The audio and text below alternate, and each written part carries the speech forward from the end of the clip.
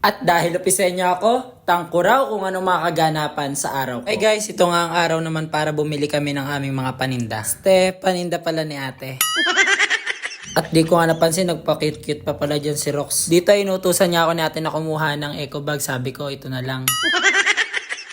Nang hingi na nga lang ako dito na eco bag sa may Mango Madness. Ang gastos kasi bagay bibili pa. Dito ay nag-aabang-abang kami ng mga sasakyan. Nag-tricycle na nga lang din ulit kami. Dahil napakahagad bag magra-grab. Ano yan? Manila?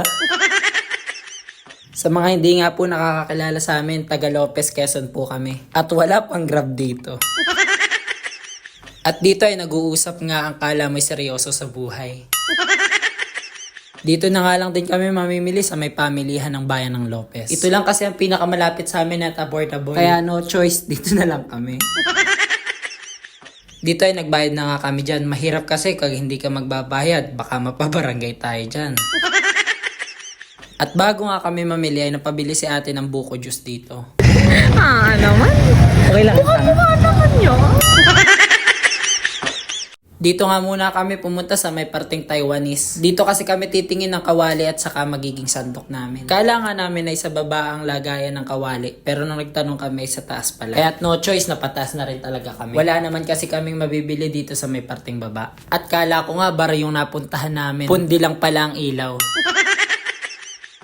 Dito ay naghahanap na si ate ng magiging kawali niya. Nagdadalawang isip pa nga siya kung maliit ba o malaki ang kanyang bibilhin. Dati kasi ay maliit lamang ang ginagamit niya. At sinabi ko nga sa kanya, total madami naman ang kanyang lulutuin, ay malaki na ang kunin niya. Ito lang naman ang bibili namin dito kaya hindi na rin kami nagtagal. Ipinahabol na lang namin dito yung gunting. At pagkatapos nga niya ay pinabalot na din namin. At pupunta pa nga kami sa may parting loob ng palengke. Para bumili naman kami ng fishball saka ng kikiam. Dito kasi mura ang mga yan. Kasunod na nga niya na yung mga steak. Dalawang klase nga kinuha dyan ni ate, isang malaki at isang maliit. Dahil yung malaki ay para sa kwek-kwek at yung maliit naman ay para sa kikiam at fishball. At para naman sa palamig, yung blue lemonade nga napili namin sa kayo ang sagot gulaman. Ito kasi yung alam namin na magiging mabenta. Dahil alam namin ang panlasa ng mga Pinoy. Ito din kasi yung madalas na inilalabas once sa may birthday yan. Birthday yan talaga? Kasunod na nga dyan na yung mga cup at magiging paper plate. Dito na nga din kami bumili ng mga asukal. Bale, 385 nga nagastos naman namin dito. Dito ay lilipat naman kami sa may kabilang tindahan para bumili naman ng mga frozen at iba pang mga kailangan. At dito hindi man ako tinulungan ng ate ko. Ay walang magagawa, walang ibang videographer eh.